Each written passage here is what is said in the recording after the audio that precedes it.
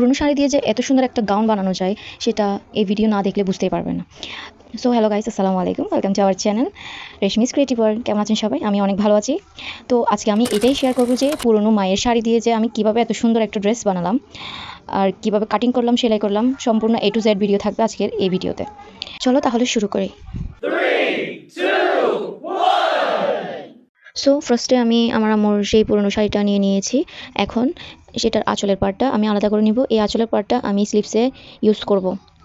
এখন বাকি পার্টটা আমি সব একসাথে ভাঁজ করে নিয়েছি, 4টা পার্ট করে নিয়েছি। আমি এটা আনারকলি বানাবো যেহেতু, সেজন্য আনারকলি মানে কলি কাটার জন্য আমি চার পার্ট করে কাপড় বিছিয়ে নিয়েছি। যেটা লম্বা হচ্ছে আপনার 42 ইঞ্চি আর পাশ হচ্ছে 45 ইঞ্চি। আমি স্টেপ বাই স্টেপ সব বলে দিচ্ছি, আপনারা নোট করে নিন। আমি এখন একটা ক্যালেন্ডারের মধ্যে আমি এই কলি কেটে নিয়েছি, যেহেতু আনারকলি বানাবো সেজন্য একটা আনারকলির জন্য আমি একটা ক্যালেন্ডারের মধ্যে এঁকে নিয়েছি। আপনাদের কাছে ড্রাফটিং পেপার থাকলে ওটা দিয়ে করবেন, আমার কাছে ছিল না বিদায় আমি ক্যালেন্ডারের মধ্যে করে নিয়েছি। এখন এই ক্যালেন্ডারটা আমরা কাপড়ের উপর বসিয়ে চক দিয়ে এঁকে নিব। এঁকে নেওয়ার পরে ওটা আমরা কাটিং করে নিয়ে নিব। এখানে টোটাল আমার 16টা কলি হবে।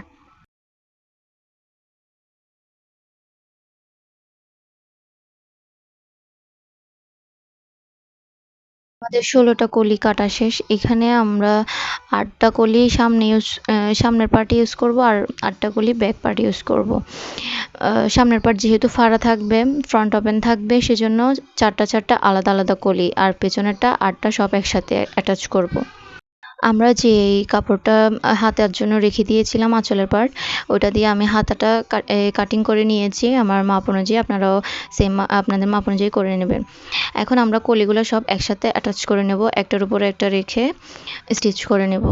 আমাদের সবগুলো কলি স্টিচ করা শেষ। আমরা ফ্রন্ট পার্ট যেহেতু ওপেন থাকবে সেজন্য আমরা 4টা আলাদা আলাদা করে স্টিচ করছি, টোটাল 8টা।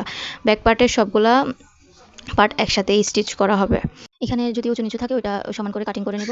আর সামনের ফাড়ার পার্টটা আমি ভাঁজ করে নিয়ে সেলাই করে নিয়েছি। এখন একটা পট্টি নিব, যেটার উপরে দুটোটা পার্ট একসাথে রেখে স্টিচ করে নেব। আমি যেহেতু সামনে একটু ওপেন রাখবো, যতটুকু ওপেন রাখবো ততটুকু পর্যন্ত আমি স্টিচ করে নেব দুটোটা পার্ট একসাথে। এখন একটা ইনার আমি ভিতরে শুধুমাত্র টপ পার্টের জন্য একটা ইনার ইউজ করব। ওটা ইনার ইউজ যদি আপনাদের করতে না হয় তাহলে করবে না, আপনাদের ইচ্ছা। আমি করতেছি, ওইটা আমার বডি সাইজ অনুযায়ী কেটে নিব। এখানে আমি ফেব্রিক প্যাটার্ন ইউজ করতেছি, যেটা আমি নিজে বানিয়েছি, দোকানেরটা না। আপনারা চাইলে দোকান থেকে নিয়েও দিতে ইউজ করতে পারেন, চাইলে আবার নিজে বানিয়ে ইউজ করতে পারেন। আমি এখানে নিজে বানিয়ে ইউজ করছি, এখানে কোনো শো বাটন ইউজ করি নাই। এখন নিচের পার্টে আমি শাড়ির যে বর্ডারগুলো কেটে নিয়েছিলাম সেটাই এখন ইউজ করব। এখানে অ্যাটাচ করে নেব আমি এখন ফ্রন্ট পার্টের উপরে এই লেসটা মানে যে শাড়ির বর্ডারটা আছে ওইটা অ্যাটাচ করে নিচ্ছি।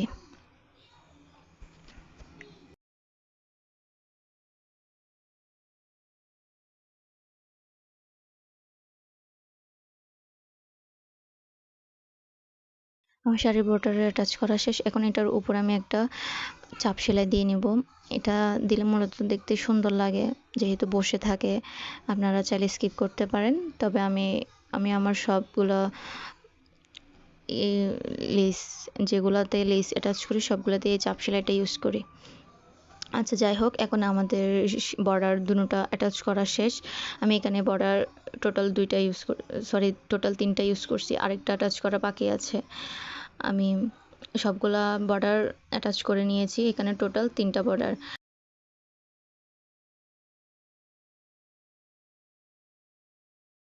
এখন আমরা ইনারটা অ্যাটাচ করে নিয়েছি আর শোল্ডার প্লাস নেক আমাদের সবগুলো পার্ট এখন অ্যাটাচ করা শেষ। এখন আমি হাতাটা লাগিয়ে নেব। এগুলো আমি দেখাচ্ছি না, এটা বেসিকটা সবাই পারে। আমাদের ফুল বডি অ্যাটাচ করা শেষ। আমি সবগুলোতে ইন্টারলক করে নিয়েছি, আমার মেশিন আছে সেটা তো আগে বলেছি। আপনাদের না থাকলে আপনারা দোকানে দিলে ওরা করে দিবে। আর নিচে পিকো করে নিয়েছি। আমার এটা পুরোপুরি শেষ হয়ে আসছে। এখন আপনাদেরকে ফাইনাল লুকটা দেখিয়ে দিচ্ছি। Here is the final look.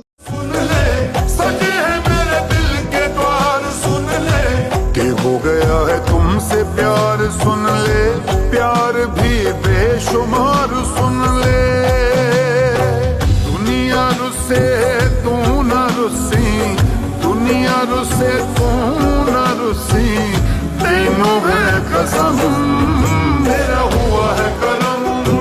ড্রেসটা কেমন হয়েছে সবাই আমাকে জানাবেন, আর যদি ড্রেসটা ভালো লাগে একটা লাইক কমেন্ট করে দিবেন, শেয়ার করে দিবেন আপনাদের বন্ধুদের কাছে, আর সাবস্ক্রাইব করে দিবেন আমার চ্যানেলটি, যাতে এরকম আরও অনেক সুন্দর সুন্দর ড্রেস বানানোর ভিডিও আপনাদের দেখাতে পারি, আপনাদের জন্য বানাতে পারি। ঠিক আছে, এতটুকুই আজকে পর্যন্ত। আল্লাহ হাফেজ।